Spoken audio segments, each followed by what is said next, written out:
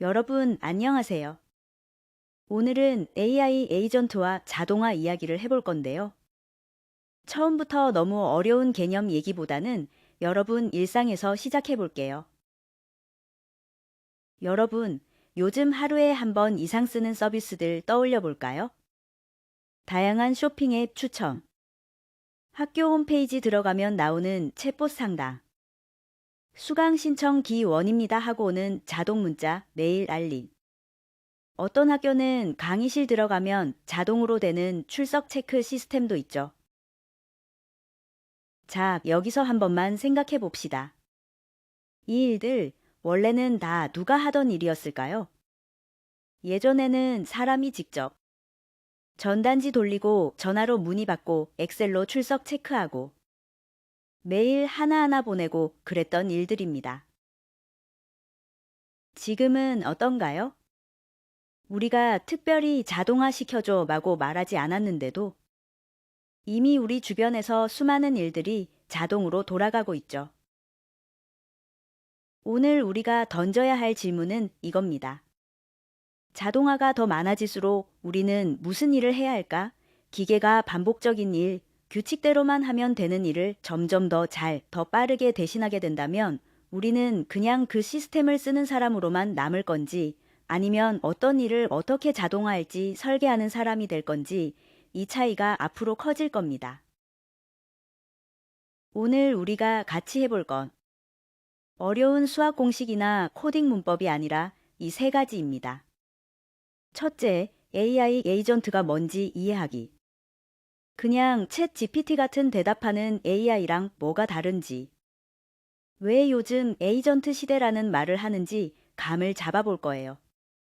둘째, MCP가 뭔지, 왜 중요한지 감 잡기. 이름은 생소할 수 있지만 모델 컨텍스트 프로토콜, 즉 MCP입니다.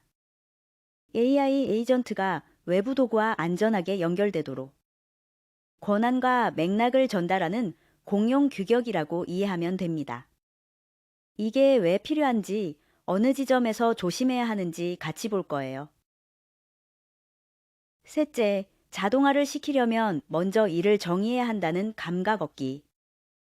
AI가 다 알아서 하겠지가 아니라 어떤 입력이 들어오고 어떤 단계와 판단을 거쳐 어떤 결과가 나와야 하는지 이걸 사람이 먼저 구조화해줘야 합니다.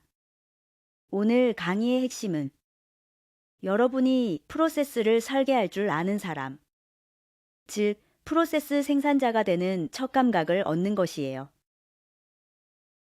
자, 정리하면 오늘 인트로에서 제가 드리고 싶은 메시지는 두 가지입니다. 여러분은 이미 자동화된 세계 한가운데 살고 있다. 이제는 그 세계를 구경만 하는 소비자가 아니라 어떤 일을 어떻게 자동화할지 정의하는 생산자가 될 준비를 해야 한다. 그럼 구체적으로 자동화에는 어떤 종류가 있는지, 우리가 자동화라고 하는 것들이 어떻게 구분되는지, RPA라는 것과 AI 에이전트는 어떻게 다른지, 여기부터 차근차근 풀어보겠습니다. 자, 이제 본격적으로 자동화라는 기술이 안에서 어떻게 나뉘는지 살펴볼게요. 많은 사람들이 자동화라고 하면 그냥 기계가 대신 해준다 정도로만 생각하는데 사실은 두 종류가 완전히 다른 철학으로 움직이고 있습니다. 바로 규칙 기반 자동화 RPA, 그리고 지능 기반 자동화 AI 에이전트입니다. 먼저 RPA부터 볼게요. RPA는 쉽게 말해서 디지털 손입니다. 여기 중요한 포인트는 RPA는 스스로 생각하지 못한다는 거예요. 제가 정해준 순서, 제가 알려준 클릭 위치, 제가 만든 규칙만 그대로 따라하는 존재입니다. 예를 들어 이런 것들요. 엑셀에서 A열을 B열로 복사하기, 100개의 이메일에서 첨부 파일만 자동으로 다운로드하기, 양식에 맞춰 같은 값을 반복해서 붙여넣기. 이런 작업은 사람이 하면 너무 지루하고 힘들죠. 그래서 RPA가 대신해주면 진짜 편하긴 하네. 단점이 있습니다. 새로운 상황이 나오면 그냥 멈추거나 에러가 납니다. 왜냐하면 얘는 규칙대로만 움직이는 자동화이기 때문이에요. if된 else 구조, 클릭 순서, 입력칸을 미리 빡세게 정해줘야만 합니다. 그만큼 유연성이 없죠. 반면 오늘의 핵심 주제인 AI 에이전트는 완전 다른 존재입니다. AI 에이전트는 디지털 두뇌라고 보면 됩니다. 필요하면 손도 같이 씁니다. 에이전트는 쉽게 말하면 목표만 던져주면 그 목표를 위해 뭘 해야 할지 스스로 생각하고 필요한 도구를 호출해서 일을 끝까지 해보려고 하는 소프트웨어. 예를 들어 이런 요청을 던졌다고 해볼까요? 이번 학기 시간표, 알바 시간, 통학 시간을 고려해서 최소한의 통학, 최대 수면이 가능한 주간 스케줄을 짜줘. 이건 단순히 복붙해서 되는 일이 아니죠. 에이전트는 아래처럼 생각을 합니다. 우선 내 시간표, 통학 시간, 알바 일정 같은 데이터를 읽습니다. 가능한 여러 조합을 만들어 봅니다. 주어진 목표 적게 이동하고 많이 자는 애 최대한 맞추려고 계산합니다. 즉, 에이전트는 정답이 무엇인지 스스로 추론하려 노력하는 자동화인 겁니다. RPA는 시켜준 순서를 그대로 따라하는 조용한 소. AI 에이전트는 목표 달성을 위해 방법을 고민하는 디지털 두뇌. 라고 이해하면 가장 깔끔합니다. AI 에이전트라는 단어. 사실은 IT에서 갑자기 튀어나온 말이 아닙니다. 에이전트라는 단어의 어원을 잠깐 보면 라틴어 에이지어 행동하다, 움직이다, 실행하다에서 왔어요. 그래서 영어에서도 에이전트는 대신 행동하는 사람, 어떤 일을 수행하는 주체, 누군가를 대표하여 일을 처리하는 대리인, 이런 의미로 쓰입니다. 영화 에이전트 하면 스파이 느낌 나는 것도 결국 누가 시킨 일을 대신 수행하는 주체라는 뜻이기 때문이죠. 그럼 AI 에이전트는 뭘 의미할까요? 바로 사용자가 맡긴 목표를 향해 스스로 판단하고 행동하는 AI입니다. 여기서 여러분에게 질문 하나 던져볼게요. 여러분이 요즘 하고 있는 과제나 반복되는 작업 중에서 이건 그냥 쏜 노동이니 RPA한테 맡기면 되겠다 싶은 작업은 뭐가 있나요? 그리고 반대로 이건 생각이 필요하고 도구를 조합해야 하니까 에이전트가 있으면 진짜 편하겠다 싶은 작업은 어떤 게 있나요? 한번 머릿속으로 떠올려 보세요. 이 구분을 할 줄 아는 것 자체가 여러분이 자동화 소비자가 아니라 자동화 기획자, 설계자가 되는 첫 단계입니다. 잠시 영상을 멈추고 한 가지씩 아이디어를 내보세요. 여러분이 요즘 하고 있는 과제나 반복 작업 중에서 이건 그냥 손 노동이니까 자동화됐으면 좋겠다 싶은 것들, 그리고 이건 생각도 필요하고 도구도 여러 개 써야 하니까 에이전트가 있으면 정말 편하겠다 싶은 작업들. 저도 몇 가지 예시를 적어봤습니다. 왼쪽은 규칙만 있으면 되는 반복 작업. 오른쪽은 상황 판단과 조합이 필요한 작업이에요. 잠깐 한번 보세요. 혹시 이 중에 여러분이 평소에 하고 있는 일이 있나요? 여기 있는 작업들은 모두 규칙이 명확한 업무예요. 반복적인 메일, 메시지 보내기. 제목 형식은 거의 같고 수신자만 바뀌는 경우가 많죠. 이런 건 사람이 매번 보낼 필요 없이 규칙대로 자동화가 정확하게 처리합니다. 설문 데이터표로 옮기기. 1번은 A열, 2번은 B열 같은 위치 규칙만 정하며 그대로 복사, 붙여넣기 하면 되기 때문에 기계적으로 처리 가능합니다. 출석 기록 관리 업데이트. 제출 여부에 따라 OX 표시하는 것처럼 조건만 맞으면 반복적으로 처리하는 업무입니다. 파일 이름 규칙 맞추기. 학번 이름, 과제명처럼 정해진 패턴이 있을 때 RPA가 수십 개 파일을 순식간에 정리할 수 있어요. 알바 재고 입력하기. 바코드 찍고 숫자 입력하는 반복 업무는 생각보다 손이 바쁜 업무라 자동화 효과가 큽니다. 즉, 패턴이 있고 생각보다 손이 많이 가는 작업이 바로 RPA의 영역입니다. 반면 오른쪽 작업들은 단순 반복이 아닙니다. 여러 요소를 한 번에 고려해야 하기 때문에 AI 에이전트 수준의 추론이 필요해요. 팀플 일정 자동 조율. 팀원마다 수업 알바 시간이 다르기 때문에 모두 가능한 시간 찾기 플러스 일정 조정은 단순 규칙만으로 해결되지 않습니다. 영상, 이미지 제작 전체 파이프라인 자동화. 기획, 이미지 생성, 영상 편집, 자막 제작 등 서로 다른 도구를 연결해야 하고 중간 결과를 보고 수정도 필요합니다. 고객 리뷰 분석 후 대응 전략 만들기.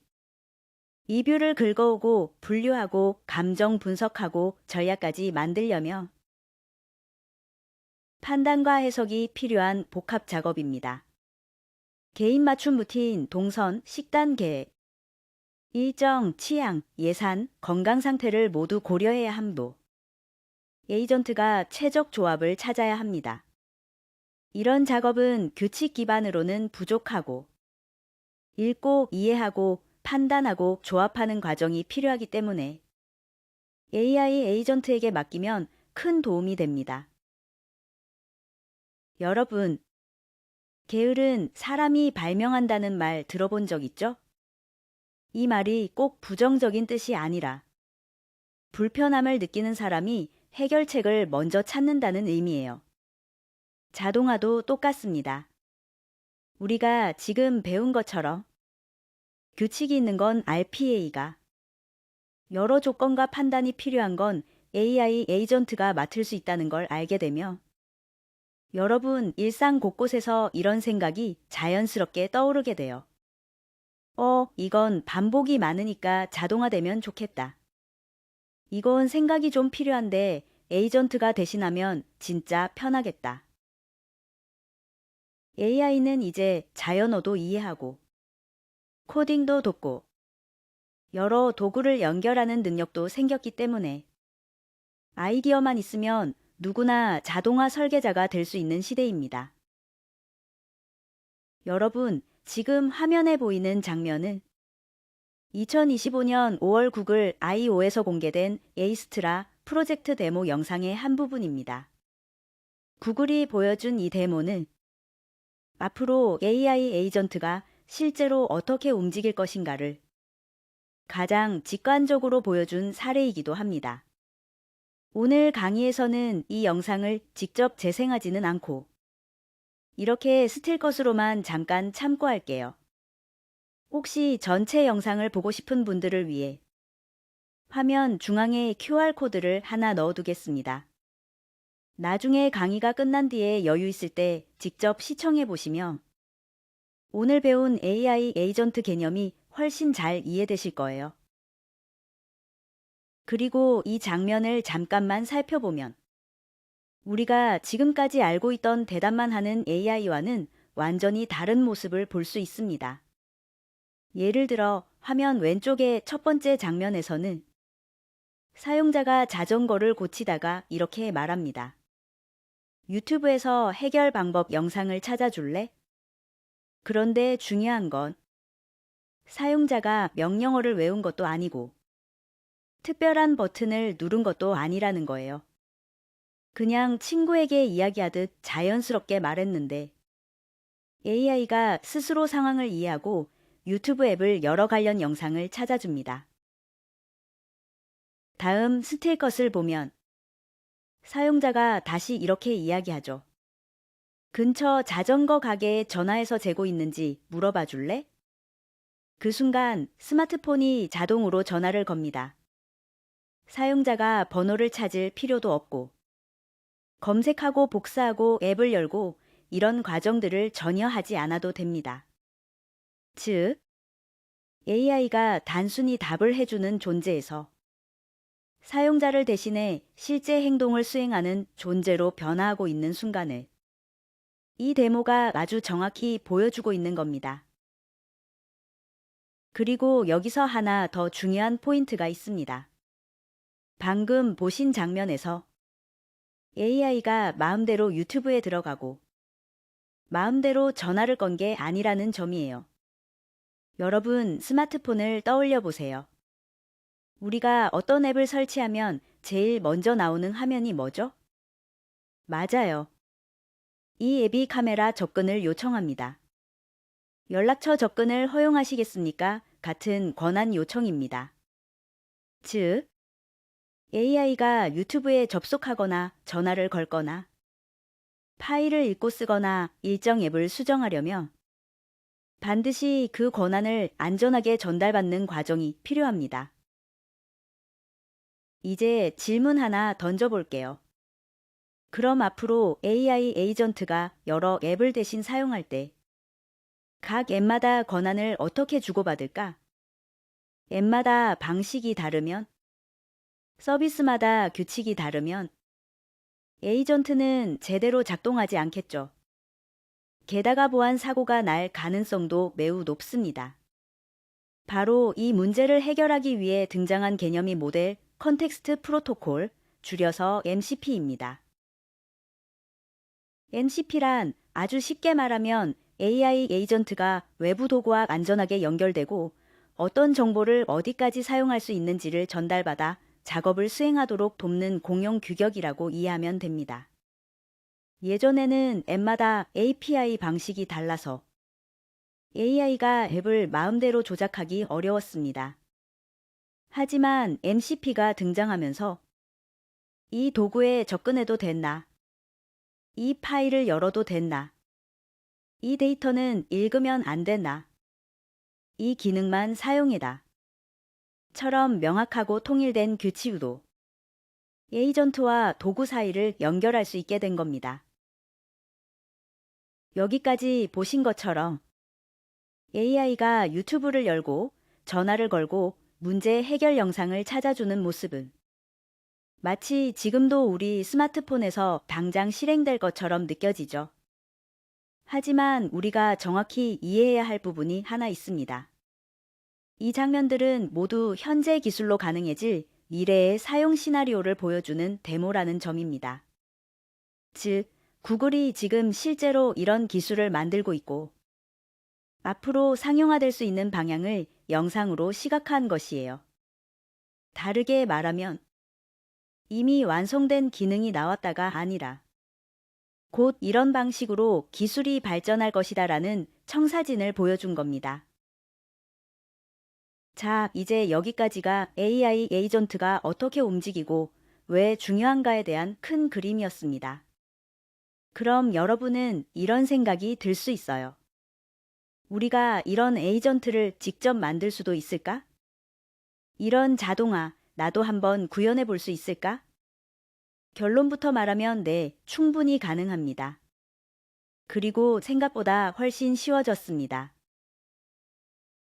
왜냐하면 요즘의 생성형 AI, 특히 챗 GPT 같은 보가 사람이 하는 코딩을 매우 잘 도와주는 AI이기 때문이에요. 에러를 잡아주고 예시를 만들어주고 설명도 해주고 아이의 코드를 자동으로 생성해주기도 합니다. 그래서 오늘 수업 기쪽에서는 여러분이 에이전트 개념을 이해했다는 걸 바탕으로 실제로 아주 간단한 자동화 코드를 직접 만들어 보는 실습을 해볼 겁니다. 그리고 그때 사용할 도구가 바로 바이브 코딩이에요. 혹시 들어본 사람 있나요? 바이브 코딩은 어렵게 알고리즘을 배우지 않아도 되도록 자연어 프롬프트와 AI의 코딩 능력을 활용해서 누구나 빠르게 작은 기능을 직접 만들어 볼 수 있는 방식입니다. 즉, 이런 버튼을 눌렀을 때 이 문장이 뜨게 해줘. 사진을 업로드하면 자동으로 분류해줘. 두 입력을 받아서 간단한 계산을 보여줘. 이런 식으로 자연어로 말하며 AI가 코드 초안, 실행, 오류 수정까지 도와주는 거죠. 오늘 여러분이 직접 경험해보면 알겠지만 에이전트 시대에 필요한 역량은 단순히 코딩 문법을 외우는 게 아닙니다. 어떤 일을 자동화하고 싶은지 정의하는 능력. 즉, 문제를 구조화하고 흐름을 그릴 줄 아는 능력이 핵심이에요. 물론 그렇다고 해서 코딩이 필요 없다거나 전문가가 안 중요하다는 뜻은 절대 아닙니다. 복잡한 시스템, 산업용 자동화, 전문 서비스 개발 같은 영역은 앞으로도 전문 개발자, 엔지니어의 깊은 역량이 필수적이요. 그 중요성은 오히려 더 커지고 있어요. 하지만 동시에 이제는 전문가가 아니어도 자신의 아이디어를 작은 자동화 형태로 직접 만들어 볼 수 있는 시대가 열렸다는 것도 사실입니다. 여러분, 지금 보이는 이 화면은 2025년 구글 I/O에서 시연된 장면입니다. 앞서 우리가 봤던 에이스트락 프로젝트가 AI가 현실 세계에서 직접 문제를 해결해주는 모습을 보여줬다면, 이번 장면은 조금 다른 영역, 즉, 개발 분야에서 AI가 어떤 방식으로 활용될 수 있는지를 보여주는 데모입니다. 구글은 이 시연에서 새로운 개발 방식을 바이브 코딩이라고 소개했어요.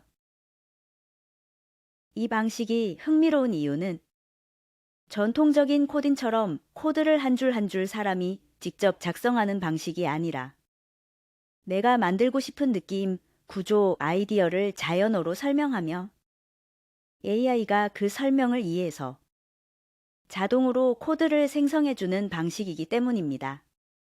여기 화면을 보시면 발표자가 단순한 스케치를 보여준 뒤 AI에게 이렇게 입력합니다. 이 스케치처럼 보이도록 내 코드를 3JS로 업데이트해줘. 즉, 그림 플러스 설명만으로 원하는 기능을 전달한 거죠. 그러자 오른쪽 화면처럼 AI가 코드를 고쳐주고 즉석에서 실행 결과까지 보여줍니다. 실제 데모 영상을 보면 1분이 조금 안 걸린 것 같아요. 자, 그럼 우리도 바이브 코딩을 한번 해볼까요? 그런데 바로 코드를 만들기보다는 먼저 무엇을 만들지 아이디어부터 잡아보는 게 중요해요. 지금 여러분이 만들 수 있는 거, 거대한 앱이 아니어도 됩니다. 오히려 작고 명확한 목적을 가진 자동화, 웹페이지, 도구가 더 좋아요. 예를 들면 이런 것들. 내가 오늘 해야 할 일 자동으로 요약해주는 미니 앱. 내 수업 시간표를 예쁘게 시각화해주는 페이지. 기획안 초안을 자동으로 만들어주는 템플릿 생성이. 내가 찍은 사진을 3D 공간에 배치해 보여주는 뷰어. 팀플 회의록을 요약해서 액션 아이템만 뽑아주는 도구. 예전에는 개발을 할 줄 모른다면 시도할 수 없었던 나만의 아이디어를 바로 테스트해 볼 수 있어요. 아이디어를 더 키우고 싶다면 구글 코리아 블로그에 아주 좋은 참고 자료가 있습니다. 구글 대학생 앰베서더들이 직접 발굴한 제미나이 활용 베스트 사례들. 여기 보면 대학생들이 실제로 학업, 동아리, 취업 준비, 일상에서 AI를 사용한 아주 현실적인 예시들이 정리돼 있어요. 여러분도 비슷한 맥락에서 나 같으면 이런 걸 만들어 쓰고 싶다. 라는 아이디어를 떠올려 볼 수 있을 거예요. 여러분, 지금 보시는 화면은 구글 대학생 앰베서더들이 직접 발굴한 제미나이 활용 베스트 사례들입니다. 학생들이 실제로 학교 생활, 취업 준비, 일상에서 AI를 어떻게 쓰면 더 편해질까를 고민하면서 만들어낸 아이디어들이죠. 이 사례들을 보면 오늘 우리가 실습에서 무엇을 만들어 볼지 아이디어가 조금 더 명확하게 잡힐 거예요. 첫 번째는 학업, 진로 분야입니다. 자기소개서 첨삭 앱도 재미있죠. 왼쪽에 보시면 자기소개서 검토라는 사례가 있어요. 학생이 지원 회사와 직무를 입력하고 자기소개서를 붙이며 AI가 마치 전문 채용 담당자처럼 피드백을 주는 형태죠. 면접 연습을 도와주는 서비스도 유용하겠네요. 바로 옆의 예시는 사용자의 면접 단계에 맞춰 가상 면접관이 질문하고 피드백을 주는 서비스입니다.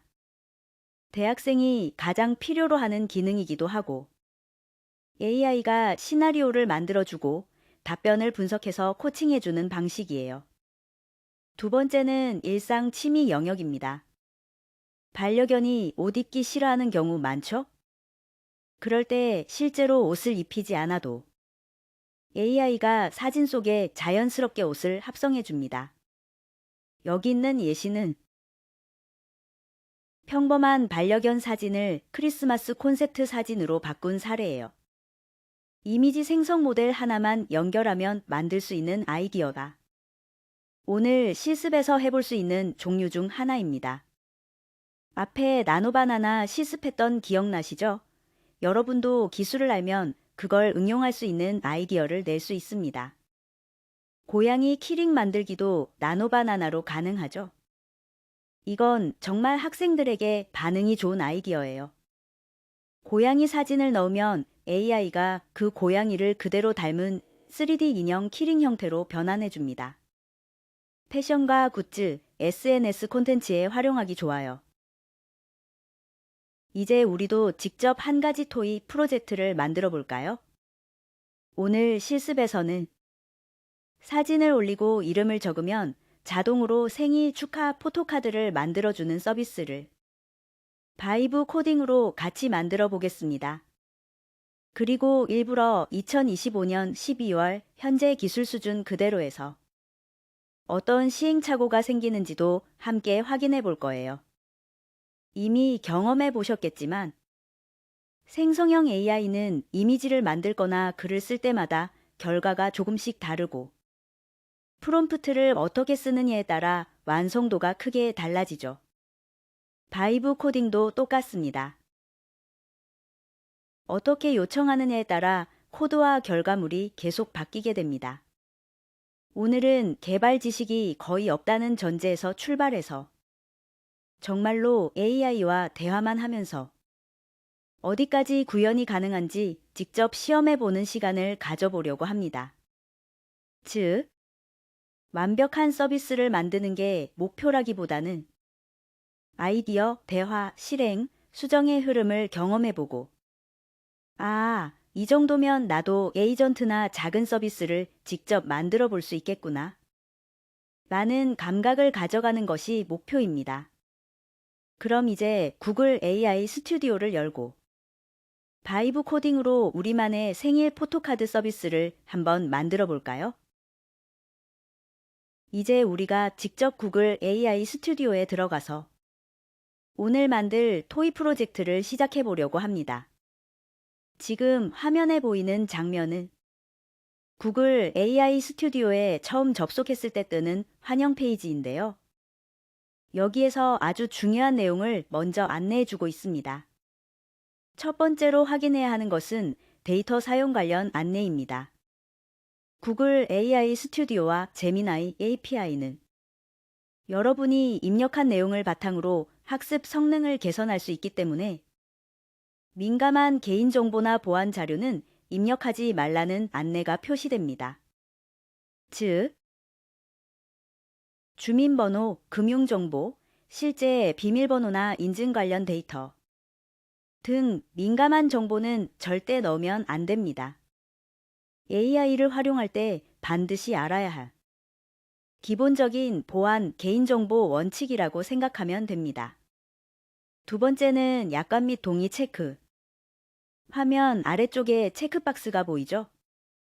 구글 AI 스튜디오 및 제미나이 API를 전문적 비즈니스 목적으로 개발하는 개발자로서 약관에 동의합니다. 구글 AI 모델 업데이트 소식을 이메일로 받고 싶습니다. 이 중 첫 번째 항목은 필수입니다. 즉, 이 도구는 개발 목적 사용을 전제로 제공되는 플랫폼이라는 뜻이에요. 우리가 오늘 하는 실습도 바로 이 범위 안에서 진행되는 것입니다. 그리고 마지막으로 계속을 누르면 AI 스튜디오의 대시보드가 열리고 바이브 코딩을 할 수 있는 환경이 준비됩니다. 여기까지만 하면 준비 완료예요. 이제 진짜로 AI와 대화하며 코드를 만들어 보는 경험을 시작할 수 있습니다. 여러분, 여기서 잠깐 API라는 개념만 하나 잡고 갈게요. 오늘 우리가 만들 서비스는 AI 기능을 쓰기 때문에 이걸 이해하면 B에서 헷갈릴 게 훨씬 줄어듭니다. 오늘 우리가 만들 서비스는 텍스트 생성, 이미지 생성 같은 생성형 AI 기능을 안에서 직접 돌리는 게 아니라 구글의 제미나이 모델에 연결해서 기능을 가져와 쓰는 방식입니다. 서비스가 AI 기능을 쓰려면 제미나이라는 AI 모델에 연결을 해야 합니다. 그 연결점이 바로 API입니다. 그래서 우리가 만드는 포토카드 서비스도 이미지 생성이나 텍스트 생성 같은 기능을 사용하려면 제미나이 API 콘센트에 연결해서 전기를 끌어오는 거예요. 그리고 실제 서비스를 배포하며 이 사용량에 따라 전기요금처럼 API 비용이 발생합니다. 2025년 12월 현재 시점에서 구글에서는 무료 일정량의 무료 API도 제공하니까 여러분이 실습하고 테스트하는 정도는 무료로 가능합니다. 자, 여러분. 지금 보시는 화면이 구글 AI 스튜디오입니다. 이 플랫폼은 아주 간단하게 말하면 AI 모델을 실험하고 만들고 서비스로 연결하는 모든 과정을 한 곳에서 할 수 있는 공간이에요. 먼저 왼쪽 메뉴부터 볼게요. 여기 첫 번째 메뉴인 플레이그라운드는 말 그대로 놀이터입니다. 프롬프트를 직접 입력해보고 텍스트나 이미지 모델이 어떻게 반응하는지 코딩 없이 바로 실험해 볼 수 있는 공간이에요. AI가 어떻게 동작하는지 감을 잡는 곳이라고 보시면 됩니다. 그 아래 빌드가 있는데요. 이 부분이 AI 스튜디오의 핵심입니다. 여기는 실제로 여러분이 앱을 만들고 기능을 연결하는 공간이에요. 플레이그라운드에서 실험한 걸 가지고 그럼 이걸 진짜 서비스로 만들어 볼까? 2단계로 넘어가는 거죠. 예를 들어 바이브 코딩처럼 자연어로 기능을 만들 수도 있고 새로운 앱을 생성해서 제미나이나 나노 바나나 모델을 직접 연결해서 동작하도록 구성할 수도 있습니다. 실험이 아니라 제작이 이루어지는 구역이에요. 자, 이제 우리는 빌드 메뉴로 들어왔습니다. 여기가 바로 실제로 앱을 만들어 볼 수 있는 구역이에요. 지금 화면에 보면 이렇게 큰 대화창이 보이죠? 이 대화창이 바로 우리가 만들 서비스를 말로 설명하면 자동으로 구조를 잡아주는 공간입니다. 너무 어려운 거 할 필요 없고요. 일단 가장 간단한 예시로 시작해 볼게요. 제가 여기 입력창에 이렇게 적어 보겠습니다. 사진을 올리고 이름을 적으면 자동으로 생일 축하 포토카드를 만들어주는 서비스. 딱 이렇게만 적어도 돼요. 지금처럼 그냥 내가 만들고 싶은 서비스의 기능을 자연어로 설명하는 방식입니다. 어떤 버튼을 눌러야 할지, 어떤 코드를 넣어야 하는지 아직 몰라도 전혀 상관없어요. AI 스튜디오는 여러분이 설명하는 말을 읽고 아, 이 사람이 만들고 싶은 게 이런 서비스구나 하고 구조를 먼저 제안해주는 방식으로 시작되기 때문입니다. 자, 이제 이렇게 입력했으니까 이 아이디어가 실제로 앱 형태로 어떻게 만들어지는지 다음 단계로 바로 넘어가 볼게요. 보세요. 우리가 방금 문장 하나 입력했죠? 그랬더니 바로 이렇게 뭔가를 만들기 시작합니다. 지금 화면 왼쪽을 보면 메타데이터 JSON, 인덱스 HTML, 인덱스 TSX, 유틸스 TS 같은 파일들이 하나씩 생성되고 있고 옆에 체크 표시가 들어가고 있죠. 이게 무슨 의미냐면 우리가 자연어로 설명한 서비스를 실제 웹앱 구조로 자동 생성하고 있다는 뜻이에요. 구글 I/O에서 봤던 그 장면 기억나나요?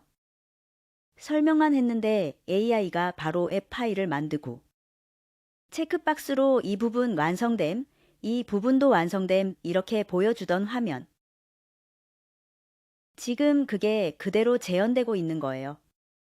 각 파일이 하나씩 초록색 체크로 바뀌고 있죠? 이건 이 기능 구현 완료라는 뜻입니다. 조금 기다리니까. 네, 이렇게 전부 체크가 되면서 앱 초기 버전 생성이 완료됐습니다. 우리가 코드를 한 줄도 쓰지 않았는데 벌써 웹앱의 뼈대, 화면 구성, 모직 연결 부분까지 기본 구조가 자동으로 만들어진 거예요. 이제 오른쪽 화면에서 실제로 어떤 앱이 만들어졌는지 바로 확인해 볼 수 있습니다. 자, 여러분. 이제 프리뷰 버튼을 눌러서 실제로 어떤 앱이 만들어졌는지 한번 볼게요. 짠! 이렇게 바로 완성된 화면이 나타납니다. 우리가 아까 문장 하나로 설명했던 사진을 올리고 이름을 적으면 생일 축하 포토카드를 만들어주는 서비스가 지금 이렇게 진짜 웹앱 형태로 구현된 거예요. 상단에 보시면 벌스데이 스냅이라는 제목까지 자동으로 만들어줬죠? 우리가 제목을 지정하지도 않았는데 서비스 컨셉을 이해하고 스스로 UI 텍스트까지 제안해 주는 겁니다. 여기 화면을 보면 매우 단순하죠? 스텝 1 사진 어무드, 스텝 2 이름 입력, 그리고 아래에 제너레이트 카드 버튼. 딱 우리가 말로 설명했던 기능 그대로예요.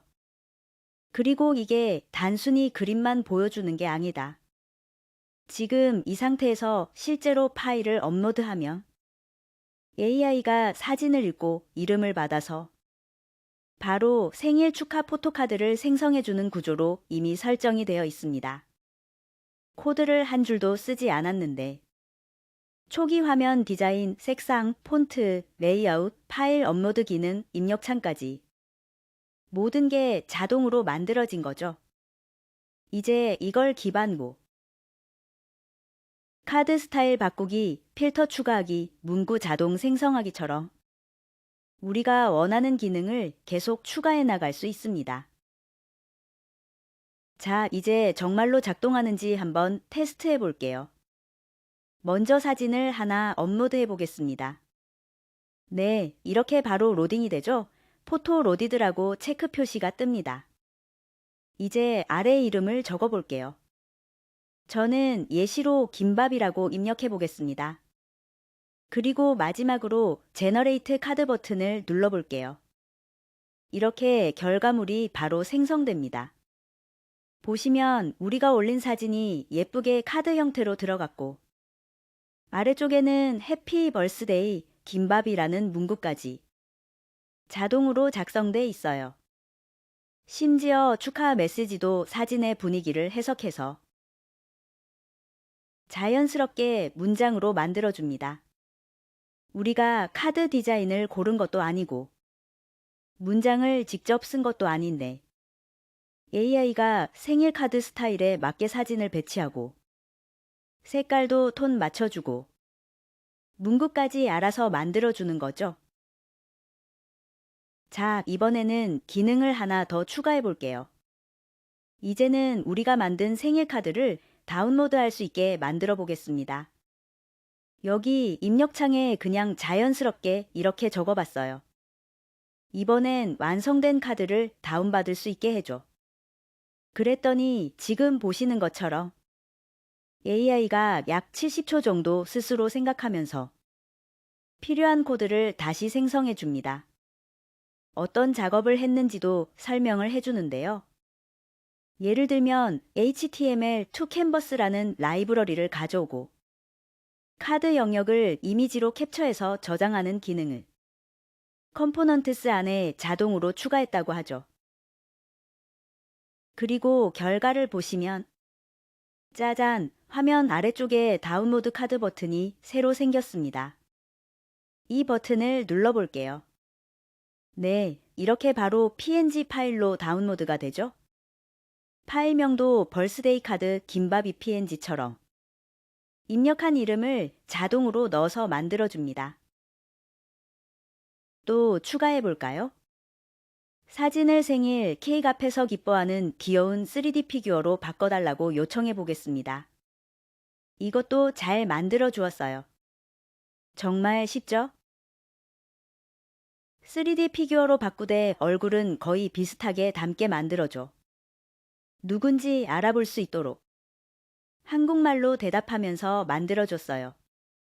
얼굴 특징과 생김새를 유지하며 3D 피규어를 생성하도록 프롬프트를 수정했다고 합니다. 좀 닮았나요? 그런데 마음에 들지가 않네요. 이번엔 스타일 변화를 시도했어요. 스냅 사진 스타일 말고 생일을 맞은 미니어처가 3D 공간에 케이크 들고 앉아있는 게임 피규어 느낌으로 해달라고 했습니다. 얼굴은 꽤 닮게 나온 것 같습니다. 지금까지 중에 제일 나은 퀄리티예요. 이번에는 말로 설명하기 복잡해서 아이의 사진을 하나 첨부해 봤어요. 그러면서 이렇게 말했습니다. 이 사진을 참고해서 주인공을 이런 스타일로 만들어줘. 그랬더니 AI가 사진을 분석하더니 여기 보시면 랜도로이드 스타일의 귀여운 3D 피규어 그리고 투명 의자에 앉아있는 포즈 같은 특징을 그대로 반영해서 프롬프트를 자동으로 다시 구성해 줬습니다. 저는 랜도로이드가 뭔지 몰라도 AI는 그걸 알아서 필요 단어로 바꿔주고 필요한 스타일 요소를 정확히 프롬프트에 포함시켜서 이미지를 다시 생성해 줍니다. 그리고 오른쪽 결과물을 보세요. 방금 우리가 넣은 사진을 기반으로 완전히 새로운 스타일의 3D 버전 캐릭터를 만들어냈죠? 생일 메시지도 카드 하단에 어울리도록 자연스럽게 배치해줬고요. 이게 재미있는 게 뭐냐면 우리가 조금 더 귀엽게 해줘, 배경을 바꿔줘. 얼굴을 더 동그랗게 의상 색깔을 바꿔줘. 이런 식으로 계속 말하며 AI가 그때마다 코드를 고치고 프롬프트를 바꾸고 UI도 알아서 수정합니다. 마음에 드는 결과물을 얻으려면 끝이 없을 정도로 계속 수정할 수도 있고 반대로 아주 직관적으로 원하는 대로 앱을 진짜 계속 진화시킬 수 있다는 거죠. 이런 방식으로 혼자서도 계속 연습할 수 있고 만약 여러분이 이 정도면 됐다 싶으면 이 앱을 그대로 배포해서 다른 사람들도 웹에서 사용할 수 있게 할 수 있습니다. 즉, 아이디어, 시연, 수정, 완성, 배포. 이 전체 과정을 시작만 하면 특별히 어려움 없이 해볼 수 있습니다. 재미나이에게 물어보면서 해도 되죠. 우측 상단에 로켓 모양 아이콘을 클릭하면 이 앱을 배포하기 위한 팝업 창이 떠요. 퍼블리시를 승인하고 링크를 공유하면 다른 사람들도 이 앱에 접속해서 사용할 수 있는데요. 배포하기 위해서는 세섭 빌린, 지불 수단을 등록하게 안내하는데요. 3개월간 무료 크레딧 300달러를 사용할 수 있습니다. 지불 수단을 등록하는 이유는 앞서 설명한 API 비용 지불을 위한 거예요. 저는 결제 계정을 연결했는데요. 내 결제 계정 무료 사용 기간과 남은 크레딧을 볼 수 있는 대시보드가 보입니다. 그리고 오른쪽 보면 다양한 튜토리얼과 도움말이 있어요. 청구 및 비용 관리도 배울 수 있고 구글 클라우드 비용 파악 등도 가르쳐 줍니다. 그리고 결제 계정 관리 메뉴에서 계정 폐쇄도 할 수 있습니다. 배포가 완료되었습니다. 이제 링크로 공유할 수 있어요. 친구에게 링크를 보낼 수 있습니다. 모바일로 받아서 해봤더니 잘 됩니다. 그런데 이름 세 글자가 한 줄에 다 안 써지네요. 다시 수정하러 구글 스튜디오로 가야겠죠? 이렇게 하나하나 수정하면서 완성도를 높일 수 있습니다. 구글 AI 스튜디오의 대시보드에 들어가면 내 앱을 누가 몇 번 썼고 얼마나 비용이 들었는지도 알 수 있어요. 이렇게 너무 쉽게 앱을 만들고 배포하고 사용량 확인하는 것까지 해봤습니다. 일단 시작하는 게 중요해요. 따라하다 보면 시행착오를 거치면서 기대하지 않았던 것들을 만들 수 있거든요. 자, 여러분. 오늘은 바이브 코딩을 이용해서 아이디어에서 실제 배포까지 서비스 한 개를 처음부터 끝까지 만들어 봤습니다. 그리고 여기 왼쪽에 적힌 세 가지가 사실 오늘 전체 강의를 관통하는 핵심 메시지예요. 첫 번째는 문제 정의입니다. 무엇을 해결하고 싶지? 어떤 걸 자동화하면 편할까? 이 질문을 분명하게 할수록 AI가 만들어주는 결과도 명확해집니다. 두 번째는 기술에 대한 이해예요. 우리가 오늘 코드를 직접 쓰진 않았지만 어떤 기술이 있는지 알고 있기에 생성형 AI를 활용해서 카드를 만든다는 아이디어를 내고 그걸 실현할 수 있었어요. 바이브 코딩이 가능하다는 것을 몰랐다면 시도조차 하지 않았겠죠. 그리고 마지막은 아이디어입니다. 결국 무엇을 만들지는 여러분이 결정합니다. 우리가 예제로 만든 것처럼 사진을 올리면 생일 카드를 만들어주는 서비스도 될 수 있고, 반려견 스타일 AI도 만들 수 있고, 면접용 자기소개서 도우미도 만들 수 있어요. 여기에 제한은 없습니다. 오늘 한 과정을 다시 정리하면 이렇습니다. 1단계는 아이디어와 영감. 어떤 서비스를 만들까 이것만 정하면 됩니다. 2단계는 준비와 개념. 구글 AI 스튜디오를 연결하고 API가 어떤 식으로 동작하는지만 이해하면 시작할 수 있어요. 3단계는 바이브 코딩, 즉 대화형 개발입니다. 포토카드 만들어줘. 다운로드 버튼 추가해줘. 낸도로이드 스타일로 바꿔줘. 이렇게 말하는 것만도 서비스가 점점 발전하고 완성돼 갔죠. 그리고 마지막 4단계는 배포. 내가 만든 걸 다른 사람도 쓸 수 있도록 링크로 공유하고 대시보드에서 사용량을 확인하는 것까지 하나의 개발자처럼 경험했습니다. 결국 지금 시대에 중요한 건 코드를 얼마나 잘 쓰냐가 아니라 어떤 문제를 해결하고 싶고 어떤 아이디어를 현실로 만들고 싶은지 그 자체입니다. 여러분이 오늘 느낀 이 흐름, 아이디어 설명, 수정, 완성, 배포. 이게 앞으로 여러분이 어떤 일을 하든 가장 강력한 능력이 될 겁니다. 오늘 수업은 여기까지고, 이제는 여러분의 아이디어가 어디까지 갈 수 있는지 저도 정말 기대하고 있습니다. 여러분, 이제 마지막 시간입니다. 1강부터 9강까지 꽤 긴 여정을 같이 걸어왔죠. 오늘은 새로운 지식을 더 넣기보다는 우리가 도대체 뭘 해온 거였는지를 한 번에 정리하는 시간으로 마무리해 보려고 합니다. 각 회차에서 했던 일을 한 문장씩만 다시 짚어볼게요. 1강에서는 AI의 저작권과 윤리에 관한 이야기를 했고요. 2강에서는 AI가 뭔지, 생성형 AI가 어떻게 돌아가는지, 그리고 프롬프트를 어떻게 던져야 하는지에 대한 기본 언어를 맞추는 작업을 했습니다. 3강에서는 AI가 그럴듯한 거짓말을 하는 편향과 환각 문제를 직접 실습하면서 이 도구는 믿고 맡기는 존재가 아니다. 반드시 검증이 필요한 동료구나 하는 감각을 익혔죠. 4, 5, 6, 7강으로 오면 조금 색깔이 달라집니다. 단순히 글만 잘 쓰는 AI가 아니라 이미지, 음악, 영상까지 이어지는 콘텐츠 파이프라인 전체를 경험해 봤어요. 그림을 만들고, 그 그림을 영상으로 바꾸고, 음악을 입히고, 편집해서 하나의 결과물로 완성하는 흐름이 있죠. 그리고 중간중간 나노바나나, 그록, 소라 같은 모델들이 만들어내는 진짜 같은 이미지, 영상의 힘과 위험성도 같이 봤죠. 그래서 기술의 놀라움 못지않게 리터러시와 윤리 이야기도 계속 따라붙었습니다. 8. 구강은 실무 쪽에 가까웠어요.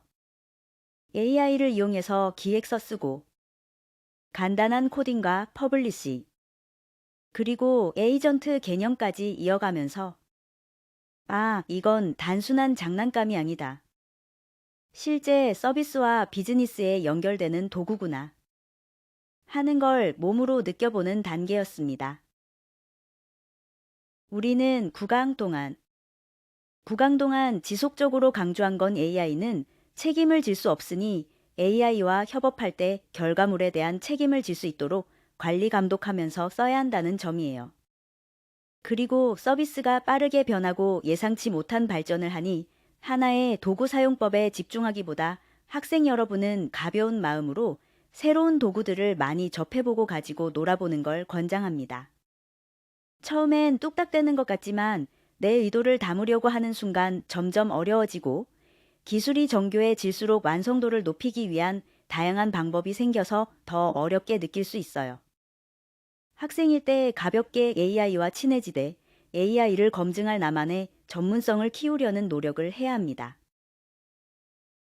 오늘의 학습을 돌이켜보며 복습을 위한 퀴즈를 준비했습니다. 강의에서 AI 에이전트를 RPA와 구분짓는 가장 핵심적인 기능은 무엇인가요? 수백 개의 이메일에서 동일한 형식의 첨부 파일을 다운로드하는 기능. 주어진 목표를 달성하기 위해 스스로 생각하고 필요한 도구를 호출하는 기능. 엑셀의 특정 열 데이터를 다른 열로 그대로 붙여넣는 기능. 정해진 위치를 순서대로 클릭하며 데이터를 복사하는 기능. AI 에이전트는 디지털 손이 아닌 디지털 두뇌에 비유되었습니다. 두뇌는 어떤 일을 할 수 있을까요?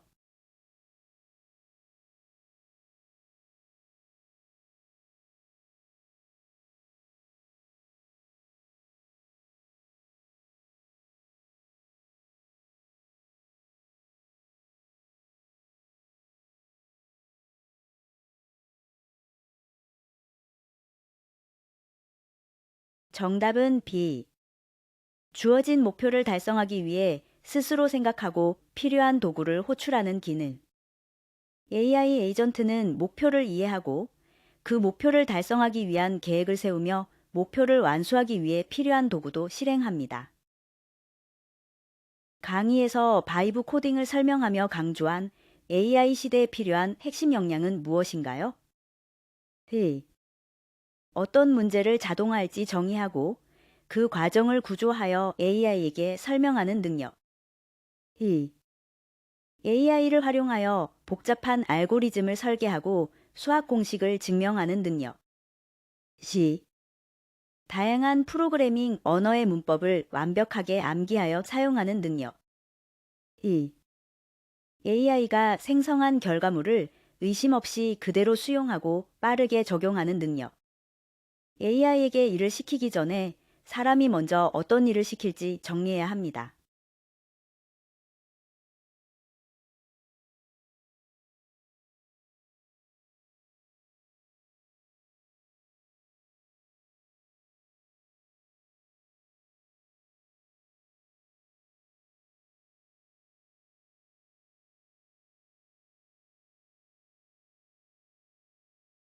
정답은 A입니다. 어려운 코딩은 AI가 어느 정도 대신 해주죠. AI에게 무엇을 어떻게 자동화할지 설명할 수 있어야 합니다. 이번 수업을 통해 여러분들이 AI를 능동적으로 활용할 수 있는 준비가 되었길 바랍니다. 수업 마치겠습니다.